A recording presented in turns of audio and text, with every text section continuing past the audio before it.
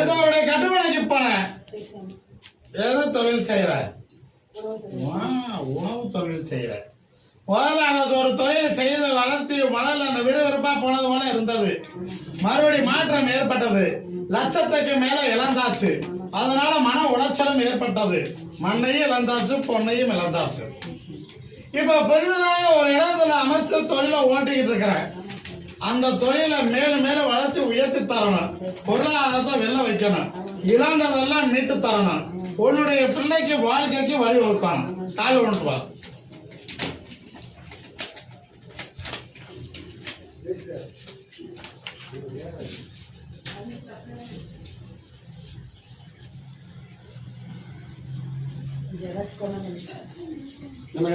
நீ ஒரு பெருமாளுக்கு ஒரு கோரிக்கை இருக்குதா போகணும் என்று, ஏழுமலையான பார்க்கணுமா அப்படின்னு இருக்கா? உன்னுடைய தொழில் என் கனியை கொண்டு போய் இந்த கனியை முன்பகுதியில நாளை காலையில கம்பியில ஒருத்து முன்பகுதியில கட்டி, சரியா? 5 நாள் 5 பொழுதுல நீ செய்வது அத்தனை வித்து தருவேன். கடல் கடலாக மக்களை திரட்டி தருவேன்.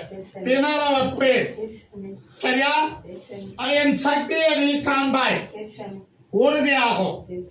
அதே போல இடையில என்னை சந்திக்கையில உன் பிள்ளை வாழ்க்கைக்கு பேசுற, சரியா? வழிவகுத்து தார. ஒருவருக்கு இஷ்டப்பட்ட வாழ்க்கை அமையக்கூடிய சூழ்நிலை இருக்குது. அமைச்சுக்கலாமா மாத்திக்கலாமா? அமைச்சுக்கலாம். கால் கொண்டு வா.